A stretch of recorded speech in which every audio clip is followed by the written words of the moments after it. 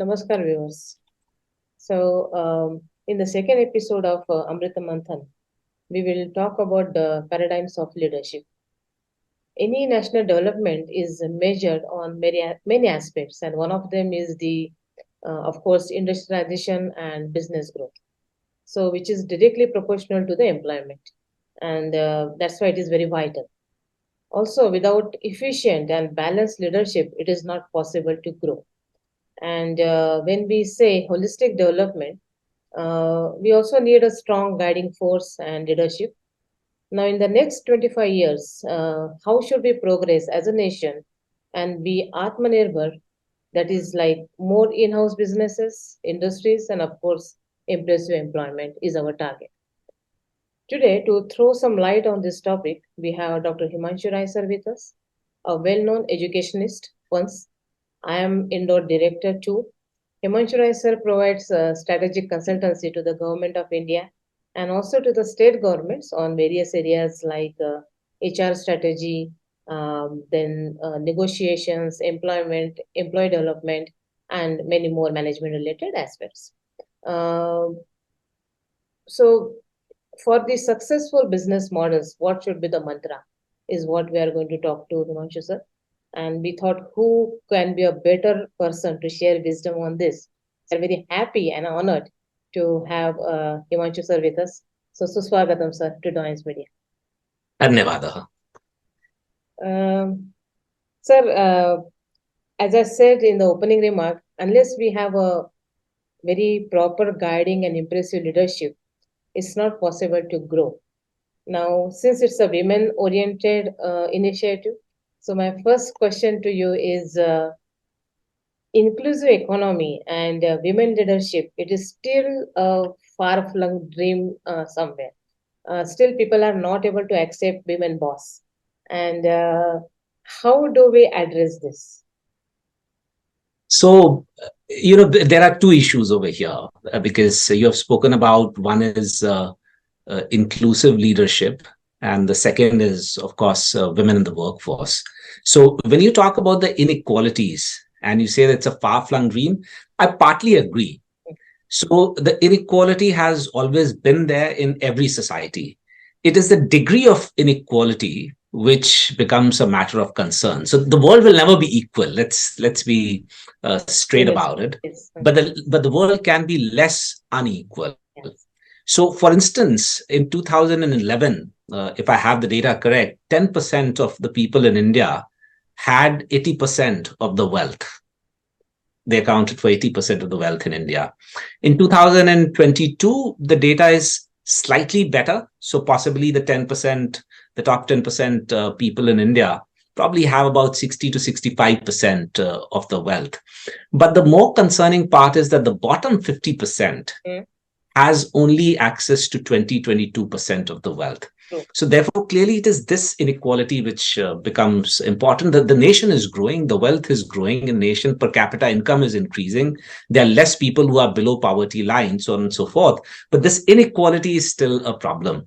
And particularly the moment you bring gender in, then the matter becomes worse because according to several reports that I have read, the difference between a privileged man in India and an underprivileged woman is 80 years, 80. Now that's problematic. Now, how do we deal with that? I think there are 2-3 things which need to be done. By the way, a large part of the inequality in terms of the income and wealth also happens because we have less women in workforce, so far as our country is concerned. And many people don't see this, connection, but there is a causality effect. The less you have women in the workforce, the more the income inequality is going to be in the society. Oh, yeah. So that is one. And the other factor is that the services sector has not really produced as many jobs as was expected. So therefore, when you have people who migrate from agriculture and then come to the urban areas to, for employment, etc., there are not as many jobs as they're leaving behind so far as the agricultural sector is concerned. And third, obviously, the entrepreneurial spirit is not so great in India. So people still want a a job, regular Yeah. job, instead of actually becoming a job creator. So I think there are three of these issues. So if I have to particularly look at women, now one is what can we do for the women in terms of structural things? So one of the things is that obviously we need to have ways and means of increasing the financial literacy of women. You see, one of the things that I work a lot in the area of women empowerment, along with an NGO that I have, and plus another NGO that a friend has. We work there. And one of the things that we have seen is that even though women may become financially independent in terms of having a job, in terms of earning money, they still don't have the agency. They still don't have the agency to spend that money. I can look at my own family. So if I look at my mother, of course, till such time that she retired, she obviously, she was a college principal for 32 years. And therefore, she had a very decent salary. But she is not the one who used to go and handle the bank account. She's not the one who used to go and get the FDs done. Now, all of that bank work, etc., was always done by my father. Right. And therefore, I think women literacy, financial literacy, is not merely about making them employable, but it is also about giving them the agency to spend that money. And therefore, you have these two things which have to work together, the structural thing and the social thing. So I think that is the first thing that we need to do, increase the financial literacy of women. The second thing that we need to do is we need to skill people. Right. Because one of the things that is seen in our country is that while people seem to have the degrees, while people seem to have those educational qualifications, their employability is still low, which means the kind of skill sets that they have are not really the skill sets which are required by the industry. Okay. And particularly for the women, therefore, we need to identify those skill sets where they wish to go. Okay. Right now, what we do is that we make certain rules which facilitate, and the moment things go awry, for example, without naming states, in one of the states, when the law and order situation became a little not so good, when it became bad, one of the things that the state government started saying to the companies was that, don't call women to office after 11 p.m. That's not women empowerment. That's not the solution. You have to make your roads so good that a woman should not think twice before actually coming to the workplace. So in fact, by making such a rule for the company saying that you cannot call women after, X amount of time or so such and such hour, you're actually stopping women once again. You're actually making things more difficult for them. So, one is looking at it only from the wrong lens. So I think we need to do away with all of these archaic rules, all of these archaic laws, which actually prevent women in the guise of actually doing something for them. So that is the second element that we need to look at. And the third element that we need to look at is, what do we do for women who want to get back into employment after a break, particularly a maternity break?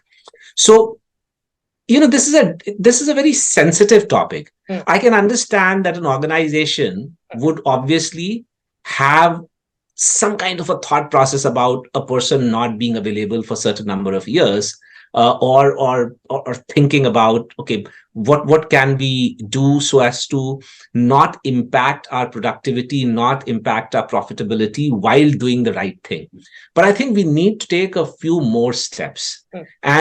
And by we, what I mean is the ecosystem itself, the entire ecosystem, right from educational institutions to the training institutions, to the vocational educational systems, to the organizations, which is industry, public sector, government. Everyone has to come together and then look at a holistic solution. And by that, what I mean is that we, educational institutions, also have a responsibility. We also have a role to play. We should perhaps start, and at IIM Indore, I am planning to start some very specific programs for women who want to come back after a break. And both in terms of providing the right kind of a content, and second, providing them that content at a price value which they can afford, because they have been away from the workplace, so therefore may not have the kind of money that is required to be paid as a fees. There may be some financial exigencies as well. So I think this entire ecosystem needs to be created. At the same time, one of your statements has stuck by me, that people still don't like women bosses. Not necessarily true, but by and large, you're right. People I have seen are extremely uncomfortable the moment they have a woman boss. And not just that, if a male tends to be a little bit of authoritarian, he's called as a disciplined person. But if a woman becomes authoritarian, she's called bossy. And bossy has a negative connotation, not a positive connotation. Yes. So I think once again, we need to educate people. Mindset. In terms of, yes. And I think we as a country are moving in the right direction. So therefore, the glass ceilings which existed, for example, in the armed forces have now been broken. So now we are taking women into places where women were, their entry was taboo at one point of time. So that's a step in the right direction. However, at the social front, I think we are still lacking.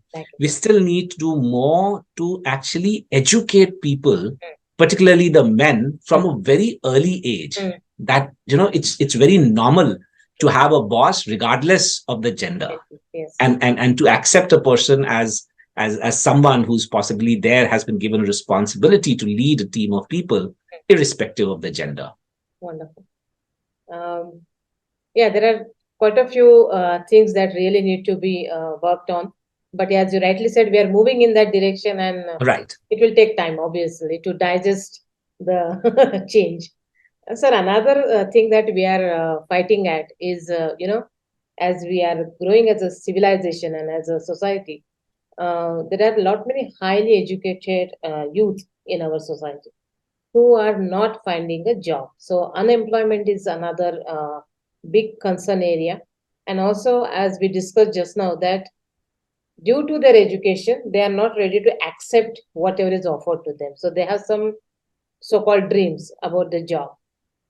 How do we provide them that required skill set and also the employment opportunity? I know it's a very difficult and tough part, but still.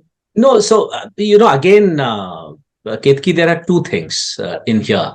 One is the issue about what can we do in terms of providing the right skill set. Yes, sir. So, and the second is what can we do to the economy? And the third part is that you said that the youth doesn't want to do certain kind of jobs. So there are three very distinct questions inside this.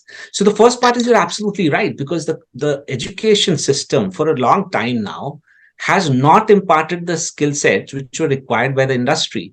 Particularly if you look at education in the ITIs, etc., and even in the category 2, category 3 engineering colleges and management colleges. So first of all, we need to have, so the new education policy has actually pointed out those things that, you need to educate people in this is how the skilling need to be done. But I think we still don't have a very effective monitoring mechanism.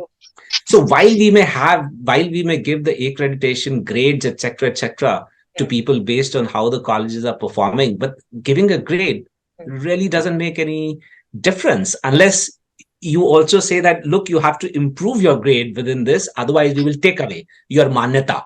So unless we say that, I mean, I can keep getting a bad grade and I still continue, with my operations, and I'm fine even getting the bad grade. So it's we need to first of all look at that particular mechanism, that as a country, we have to make perhaps some tough decisions and perhaps to shut down some of these institutions which are not really performing up to their potential, or they're not performing to what they're expected to. The second thing that we need to do is we need to identify those skill sets. So for example, at IIMs, when we have had a couple of meetings of all the deans across the world. In 2019, we had again in 2021 post-COVID, and then again in 2022, where I was a part of the panel discussion, I was a part of the brainstorming, and we identified those 10, 12 skill sets which are required in the post-fourth industrial revolution world and post-COVID. Now, likewise, this has to be done at every level, because at a postgraduate level, we may decide something, but unless we get undergraduates who kind of fit into that kind of thing and who have the fundamental skills which are required to further build at the postgraduate level. Likewise, if at the school level, those skills have been provided at the fundamental level with which at the undergraduate level skills can be built, so on and so forth, nothing can happen. So the entire supply chain, even in the education, has to be thought out holistically.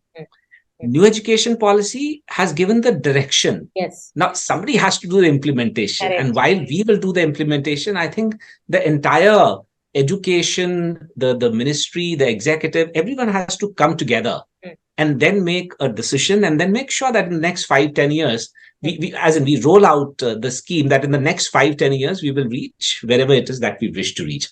Part of which I think, particularly since you talked about the youth, I think we have to strengthen our ITIs. The ITIs, we have so many ITIs in India, but they are in shambles. So I know that there are certain state governments which have taken the initiative. In fact, in Madhya Pradesh, we recently had a conversation where Manu Srivastava, he's taken this lead where he's giving ITIs to other institutions. So we are going to, for example, adopt 1 or 2 ITIs. IIM Indore is going to adopt 1 or 2 ITIs and then strengthen them so that they can perform to their true potential. I think this has to be done pan-India. Across India. So that is the second element. The third element is that as a country, we need to start investing very heavily into infrastructure. 2 reasons. Infrastructure builds the basis of a strong industry. And number 2, infrastructure creates jobs. Service industry cannot create so many jobs. So the moment you start investing in infrastructure, there'll be a massive job creation. And therefore, the youth, which would be skilled, will get accommodated there.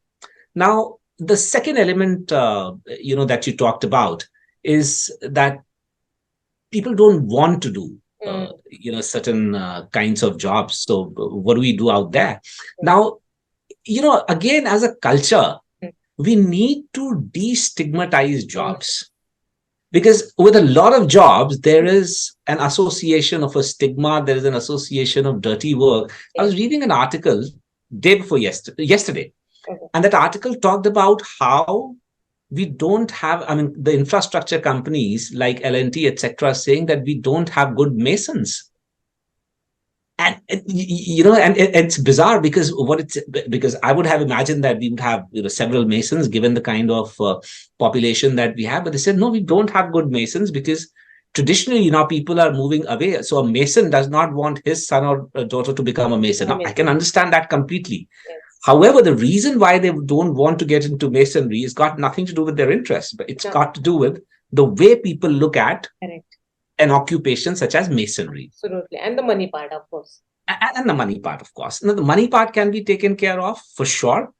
However, this particular aspect of how you look at it, and this is so bizarre because the earliest symbols of human civilization. So last year, in fact, early this year, I was in Cairo, in Egypt. And I went there to see the pyramids, which are the earliest reflections of human creativity and human intelligence that we have. Those are the most earliest structures which are there. All of it is masons. All of it is the job of masons. Primarily mission work. Exactly. Who have created those monumental pyramids. And therefore, one would possibly take pride in being a mason, possibly take pride in creating something which is so beautiful, which has stayed the test of time. 2500 BC is what we are talking about when we talk about those pyramids. And therefore, as a culture, as a society, we need to destigmatize. How? I have no clear answers. I don't know really. But what we need to do is very early on from the childhood itself, we need to have respect for all kind of work. For example, even today, and we should not hesitate in learning from others.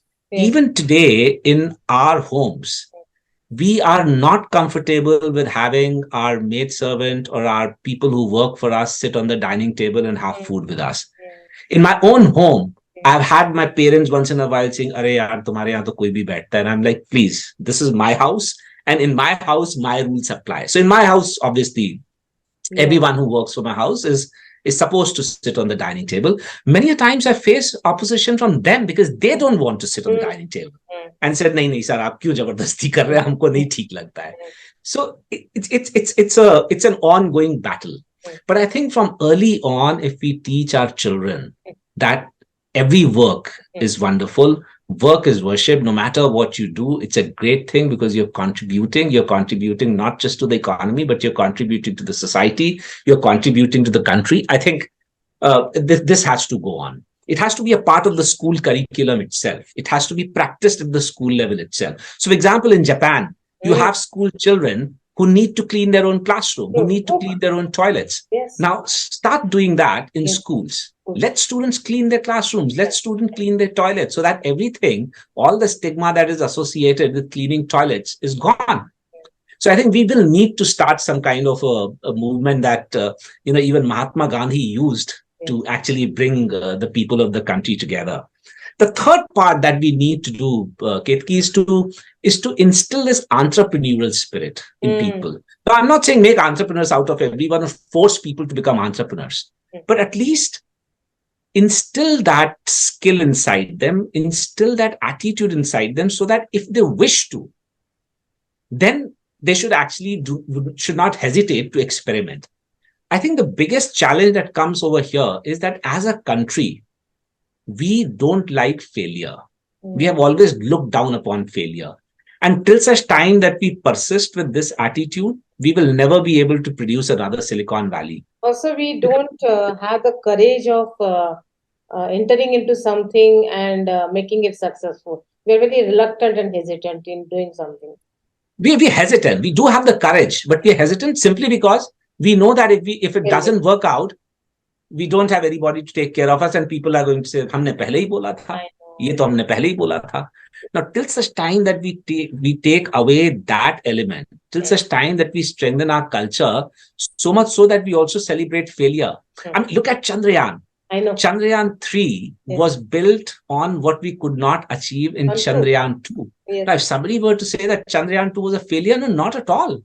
Chandrayaan 2 did not succeed in the final thing, but it still told us so many things. On the basis of that, building on that foundation, we could come up with Chandrayaan 3 so quickly and so successfully that everyone was confident and the entire country was celebrating, etc. Why? Because we learned to appreciate failure. Now, this is something that we need to do in every field. And that, I think, by stoking that fire of entrepreneurship inside people, that entrepreneurial fire, I think that would be the third element of this. Now, you have set the foundation for my third question. Well said, sir, because I too agree that NP is a wonderful policy, but implementation has to be equally effective and impressive. Then it will do wonders, no doubt about it. You know what? It's not only job stigma, it's education stigma as well. If I'm not management graduate from IIM, my management has no value. One. Second thing, simply because the kind of skill sets and the infrastructure provided in IIMs is way high or prestigious than any other second or third level education system. But having said so, many successful industrialists are not from IIM. In fact, some of them are college dropouts. Now, how do we say that is it contradictory, or management skills not necessarily from IIM also can make successful model? So, no, there's no contradiction in here. You see, we celebrate some individuals who have been college dropouts, and then we make examples out of them saying that you can do that. I know. I have nothing against this. Correct. My question is, will those college dropouts hire college dropouts in their own companies? The answer is no. They will still go to IIMs. They will still go to IITs. They will still go to NITs. They will still go to Ivy League. No matter which country they come from, no matter which part of which country they come from and which continent they come from. So one, I need to clear this this entire thing. By all means, do celebrate people who have done well despite not receiving formal education. Because here I want to make one distinction between literacy and education. A college degree does not necessarily mean that you have become educated. It means that you are literate. And it means you are literate at a certain level. So if you get an MBA, likhna padhna aata hai. If you get an MBA, you have literacy of master's level. You may still not be educated. Because after getting an MBA, let's say even from an IIM, if you're not a good human being, then you're not educated. Then we gave you something which was something, but certainly not education. Because education necessarily has to make a good human being out of you as well. And likewise, people who may not be literate are not necessarily uneducated. Uneducated, yes. Yeah, they're not literate. So they may be college dropouts, but they may be educated. They may have gotten their education through life. They may have gotten education through their experiences. And therefore, I want to differentiate between these two, number one. Number two, what we need to do, particularly in the context of our country, as I said. So, for example, even in the US, you have the Ivy League, but does not mean that colleges that who do not belong to the Ivy League are considered any less. You have several amazing colleges who are there in the FT 100 who may not be in the Ivy League, and yet they are doing as good, and in some cases even better than the Ivy League colleges. So there can be colleges who can do better than IIMs. We do not have any proprietorship so far as wisdom is concerned. We do have some proprietorship, so far as a certain brand of education is concerned. But it comes back to the same thing which I answered in your question one, that while you may have an accreditation system, while you may have a ranking system, unless you also look at whether they are good enough. I mean, I may rank people from 1 to 10, but even my 1, is it good or is it bad? And therefore, I'm just choosing the best of the bad lot amongst all of these institutions. So I think we need to work on those quality aspects of every institution. We need to encourage institutions to invest in the right things. Many a times, even the things that we look at are not the right things. For example, I have gone to so many educational institutions who have asked me to be their advisor. They've asked me to help them out, etc., etc. At IIM Indore, we said that we would be doing the hand-holding for whoever comes to us. But the moment I tell them that, send your faculty for a month and we will train them in the latest content, in the latest pedagogical tool, they say, sir, 1 महीने के लिए नहीं भेज सकते. 2-3 दिन में अगर आप कुछ करा देना, 2-3 दिन में क्या ही करा देंगे हम. And therefore, this entire hesitation of investing in faculty, see, we have the best of the buildings, but if your teachers aren't good, nothing is going to change. And therefore, I think the biggest investment that we have to make as a country, the biggest investment that we have to make as a society, and the biggest investment that we have to make as institutions has to be on the faculty, has to be on the people. And therefore, I think even when it comes to ranking, even when it comes to accreditation by the national bodies, they should focus on the investment which has been done by the institutions on the faculty and the real investment, not something on paper कि मैंने इनको 5 दिन के लिए training में भेजा, 5 दिन कैसे भेजा. अगर आपने उनको 2-2 घंटे की ट्रेनिंग 20 बार दी है, that training has absolutely no impact. Or if मेरा भाषण करा दिया और उसको अपनी ट्रेनिंग में मान लिया, तो that has no impact. It may give you an impact, it may motivate you perhaps for a day or two. But subsequent to that, what matters is an organized training program which is there for the development of the people. So I think if we start doing that, then that entire notion of a person not being from an IIM, not being from an IIT or an NIT will kind of slowly go away. And as a country, I think our education system will go up. Brilliant. Agree, 100% agree. We have a lot of literate, but we don't have a lot of educated people. And education, we mean definitely literacy based on morality is what we are looking at. Sir, now that you are saying that, we need to have a good educationists, good faculties, good teachers, good leaders. So in your view, what is the core question? What is the paradigm of enlightened leadership? See, enlightened leadership to me needs to have these 4 or 5 elements that I talk about. One is that an enlightened leader needs to have a vision and also needs to create a vision for the organization or the collective that he or she is leading. That collective could be family, that collective could be a department, it could be an organization, an institution, or the country for that matter. So needs to create a vision and have a vision. And these 2 visions should be aligned. So my individual vision should be aligned to the vision of IIM Indore, since that is the collective that I'm currently heading. Likewise, if in future I go and head, some other collective, my individual vision should also be aligned to this entity's vision. So create this vision. Second is identify the path towards that vision. Because many a times people have a vision, but there's no action that follows thereafter. Vision without action is simply a dream. it, Yes. it doesn't make sense. You can talk about it, but you will never achieve it because you have not identified what will take you there. So identify that path. The third, I think, and which is the most important thing, is pave that path with values, because you can achieve something through dubious means as well. For example, I can ace an examination by cheating, but is that the value that I want to pave in that path? The answer is no. I want to perhaps ace that exam by studying very, very hard and by understanding the subject matter at hand. And therefore, we need to establish those values and we need to pave that path with those values. And particularly those values which are something that we are going to espouse no matter what the condition. Because many a times people's value system also becomes a little flexible. Yes.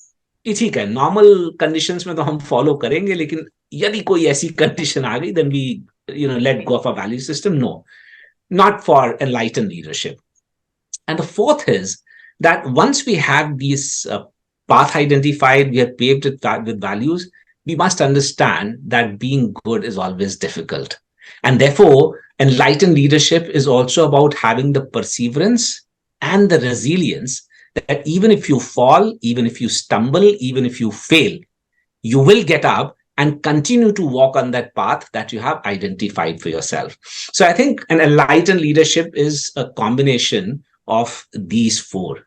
And two things that I wish to add, which have come from the recent example of Chandrayaan last evening, just like I think a lot of people in our country, I was also glued to the ISRO website and looking at that. And what I found the most amazing thing in that entire 1 hour that I spent in front of the screen was the joy that the teams had in the achievements of each other. So there were these multiple teams, and you could see, you could see them one by one on the frame. Sometimes you could see them together. Now they were congratulating each other. They were showing joy, which was the joy of being together and having collaborated to come up with something fantastic. So I think this is something that an enlightened leader has to do, and that is to create a team. Because enlightened leader, you may have all the great ideas, but unless you have a great team to implement it, who also believes in that idea, it will never happen. And therefore, to be having that ability to create an enlightened team. And finally, I think learning from failure. And enlightened leadership has to learn from failure, has to look at failure as a stepping stone and not the failure as the end of something. So these 5-6 elements, I think, constitute enlightened leadership for me. Makes sense. Makes a lot of sense. So now that we are talking about that, we need to have a lot of infrastructure, we need to have a good employment opportunities, and service companies cannot provide that much of supply demand aspect. Now, they cannot provide job opportunities. So many job opportunities. Yes. Yeah. Now, having said so, now you said, my personal goal and my nation goal, if it is matching, nothing like that. As Bharat nation, we have many treasures. Like yoga is our propriety, Ayurveda is our propriety, organic farming is our propriety, family values is our propriety, because Kutumba Vyavastha is very much Bharat identity. Now, based on that, do you suggest the potential entrepreneurs to have something which will be based on the authentic values, but also will cater to the global market? So it will be like a win-win position. Do you agree on that point? And if so, then what is your advice to such people? No, certainly. And, there are 2-3 aspects to what you have said. So one is looking at it, from a business perspective. And the other is looking at it from an impact perspective. And third is looking at it from the perspective of how does it contribute to the growth of our nation as well as to the benefit of the world.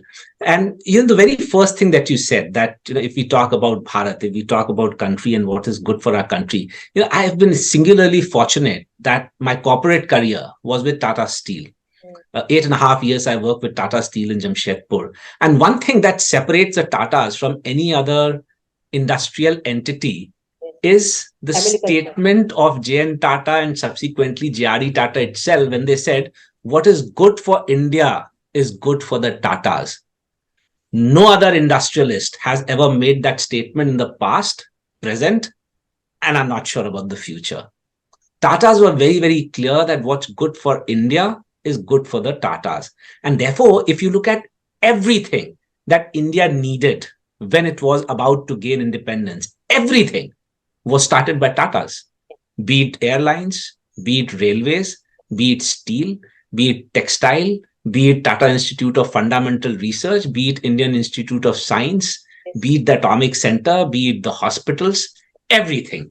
So there was not a single element that our country would have needed as a young independent country that the Tatas did not get into. And they continue to do so.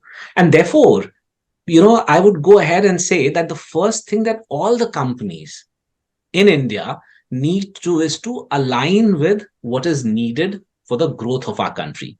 By that, I don't mean that, stop doing what you're doing or don't export, don't do it for the world. But what I'm saying is, at least somewhere, try to do a concerted effort to help the country. I'll give you one example, Ketki. Companies necessarily have to spend 2% of their not earnings, of their profits on CSR. Now, what do? They either pick up something which they like, or in certain cases, it's again, one hand giving to the other. So somebody in the family has an NGO and, the money simply transfers hands, but it stays within that. Now, what I would want as an academician and as a philosopher, I'm clearly neither am I in the government nor I'm in the executive. I mean, neither am I in the legislature nor in the judicial, nor in the executive. But if I had a wish to make, and if I could make a law, I would actually ask the companies in a particular industry. So let's say the entire steel industry, to come together. So while you compete within the industry as individual companies, but when it comes to your CSR, come together, identify a problem that the country faces, and then together invest your CSR funds there. Because that chota sums will not make a difference. But if the entire industry comes together and tries to solve a problem, and the best part is, you don't even have to reinvent the wheel. Our government has started so many initiatives. You have the Jal Shakti, you have the Swachh Bharat Mission, you have so many of these schemes. Just pick up one. And then make sure that as an industry body, you invest your entire CSR into that one particular thing.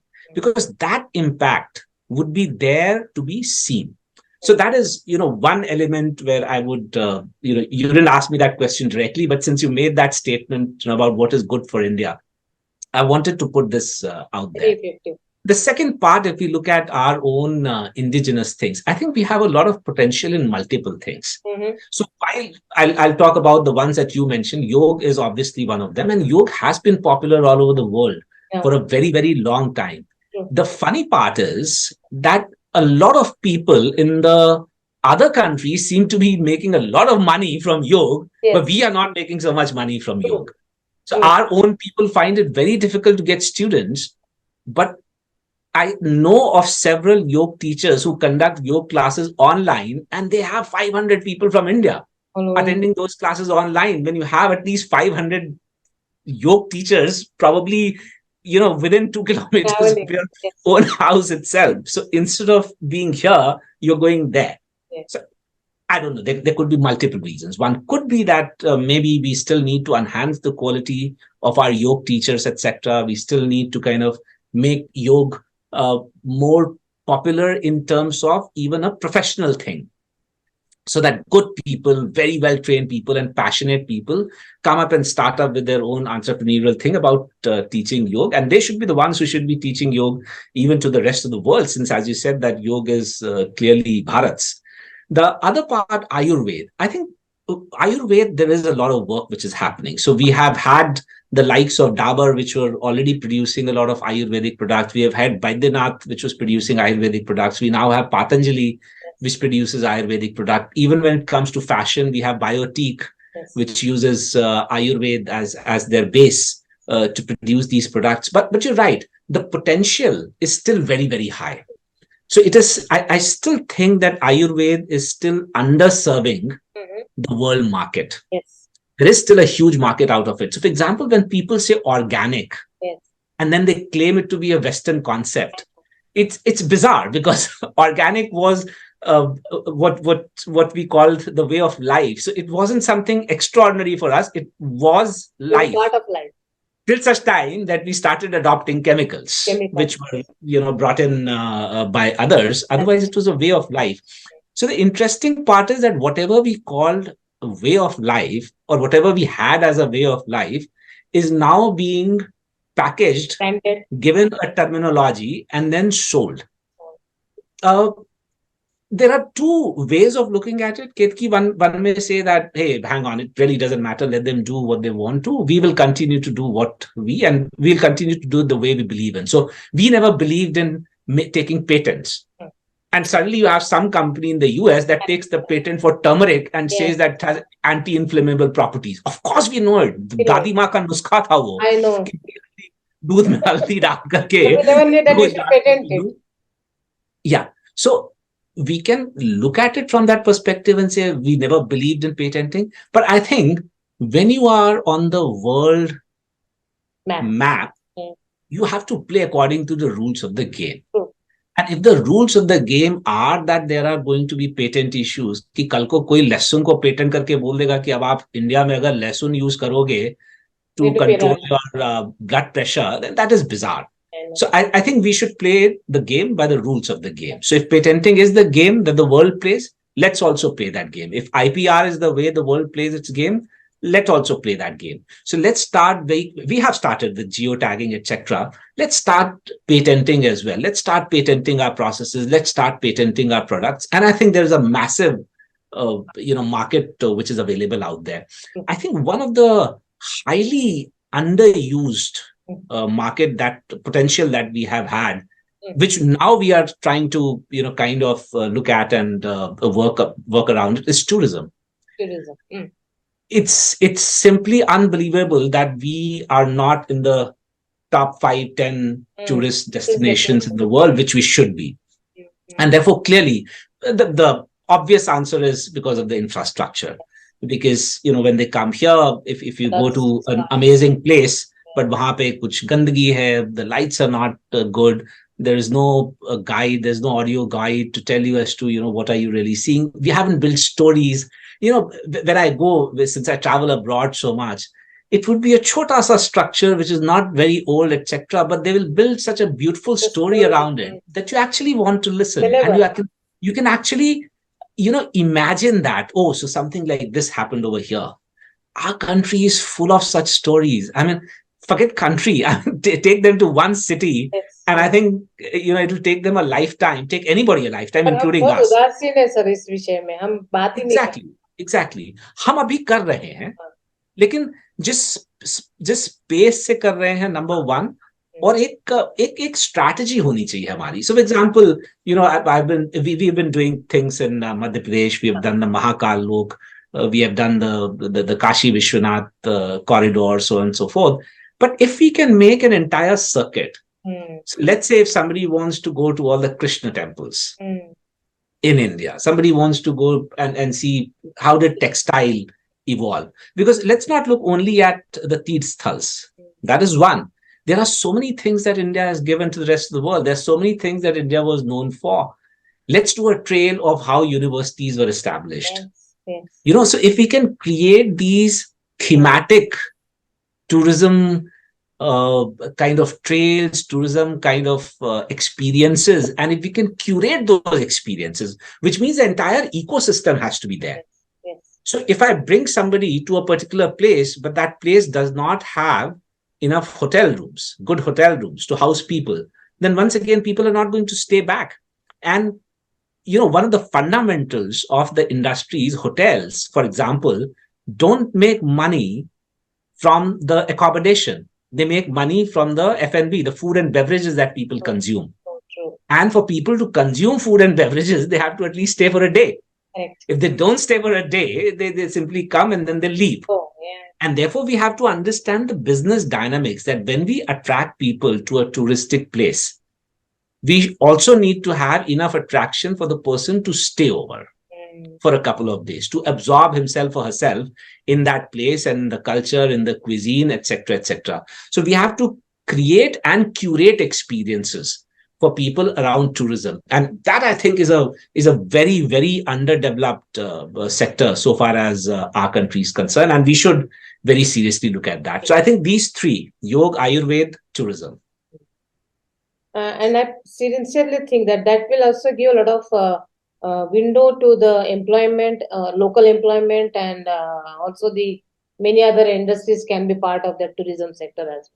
You rightly. Absolutely. Homestay, Ketki, homestay. Yes. Homestay is such an amazing concept outside. It is now picking up in India, Yes. but even now it is only in certain parts, certain parcels. So if you go to Ladakh, for example, Yes. Yes. or if you go to Dharamshala, Huh. then people offer you homestays. You go to the Northeast, people offer you homestays, but it is still unorganized and it is still underdeveloped. But if we can encourage that, look at the success of Airbnb. And again, Airbnb and homestay are two completely different things. But if you can provide that particular homestay, you can provide safety, you can provide quality of food, and you can provide cleanliness. I think those elements will be taken care of. Very true. And I think women can play a very vital role in this homestay and this kind of business models, because they will be the primary one who will be looking into it, and that will give them good opportunity also. According to me, women will play a major and a vital role in everything, not just homestay, out of the homestay as well, and everything. But yeah, given the social realities of today, you are right, absolutely. That since a lot of women tend to stay back home, in that case, the primary responsibility may source for them. Absolutely. Yeah. So final words. As of now, we heard that those who are rich are happy. But now that we have come up with some wisdom, we also realize that money is not happiness. How do we educate, I would say, to the new entrepreneurs or even the youngsters for that matter? Like running after a lucrative career and money without having a solid foundation is going to be a disaster. And we are seeing it, especially post COVID, people have realized that. And the uncertainty and the fragile life that we have should be really inclined towards the humanity, the spirituality, and also the basic life skills. What is your word of caution to all of them? See, there are 2-3 elements over here. One, I have absolutely no problems with people who want to make money because that is what they really want. Okay. My question to them would be, do you truly want that? Will you derive joy from spreading, bundles of 2,000 rupees on your bed and sleeping over them? If your answer is yes, by all means, please go ahead and do that. But if that is not going to give you joy, then what are you doing it for? Answer that question as to what do you want to do with that money. And this is something that I've been saying now, just about in every speech that I give on any occasion, that instead of focusing on how much money you have, just answer this question for yourself. What is it that you want to do with that money? Because money is an instrument. It's an instrument to get something else. Money by itself doesn't mean anything. It's a piece of paper. It's a piece of paper which says that I have some value. And so far as other people believe it and accept it, that piece of paper will have value. But what do you truly want? And the moment you start defining what do you truly want, you will realize that you have enough money. Once you have answered that question, I think the next step is to answer what do you truly need instead of want. And then when you answer that question, what do you truly need, your money requirement will go even low. For example, let's say you want a car. Great. What do you want a car for? You want a car to transport you from place A to place B. Wonderful. What do you truly need? You truly need some vehicle that can take you from place A to place B. Now, if place A to place B is only 500 meters, you don't need a car. You probably need a cycle. The only thing is right now there's a stigma attached to the cycle. That cycle पे तो मैंने निम्न वर्ग के लोग चलते हैं, फिर जब बड़े हो जाते हैं तो स्कूटर पे आ जाते हैं, जब और उस पे आ जाते हैं तो कार पे आ जाते हैं, so on and so fourth. The moment that stigma is taken away, now imagine people are returning back to cycling simply because they believe that's a good exercise. And suddenly you have very rich people who buy cycle, who put cycle in their car, go to some place and then cycle there and then put the cycle back into the car and come, while they could have cycled anyway to that place as well. Correct. So that stigma has to be removed. So if you look at, for example, the Scandinavian countries, everyone cycles. Even the prime minister of the country cycles, from one place to the other. Of course, I agree that they have great cycling tracks in all cities. We don't, but we can create them over a period of time.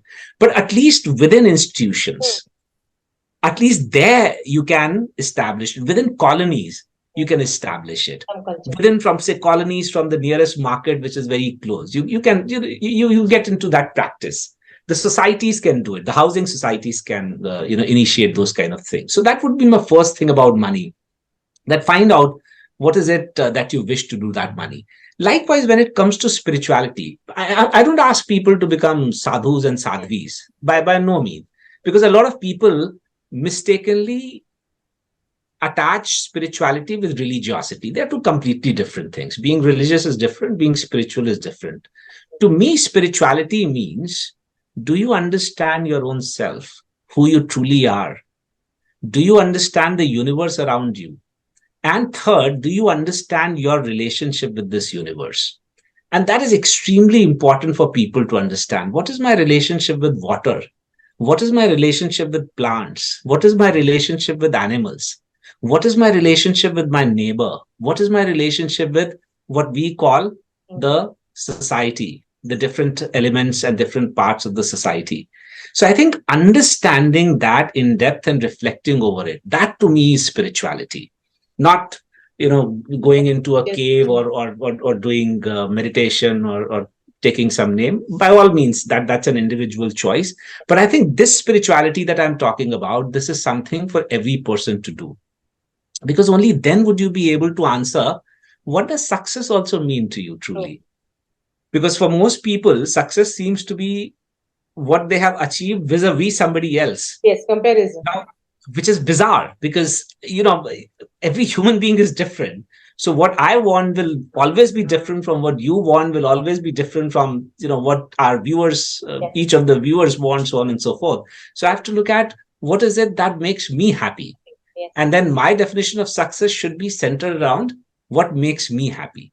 So that is the third element, as I said, because spirituality would lead to that kind of thing. And the final element that I want people, and all your viewers to leave with, I want them to think about it, is, your primary responsibility is twofold.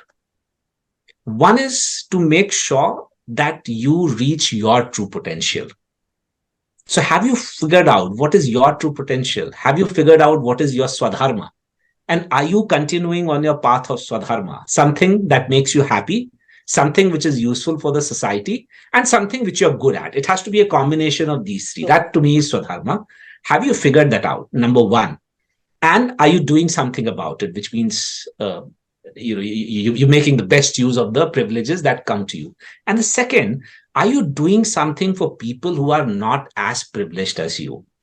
Because that is another element. And a lot of people call it giving back. I don't call it giving back. It's our duty. There is no giving back. It is our duty. Why? Because a lot of people think that they don't owe anything to anyone. Please remember, the moment you take your first breath, you owe something to the universe, because you have consumed something from the universe. Yes. And therefore, likewise, in all your success, please don't forget that several people have worked very, very hard to make you successful. You have climbed on the work of multiple people. The person who's brought water into your kitchen, the person who's brought water into your house, the person who's kept that road clean, the person who's cleaning your car, the person who's actually bringing your food. Everyone has contributed in making sure that you have become successful. Now, are you doing something for those who are not so privileged? I think if we do these 3-4 things, that would be my message to the people. Wonderful. So my final collection of your thoughts is like be sensitive, be grounded, and just find out your need and not your greed. That what makes you happy and that what makes you content. That is what matters. It was wonderful talking to you, doctor, and hopefully your message is conveyed and people take it in the right spirit, and we become successful on a leadership cadre also. Thank you so much, My doctor. pleasure entirely. My pleasure. Thank you so much.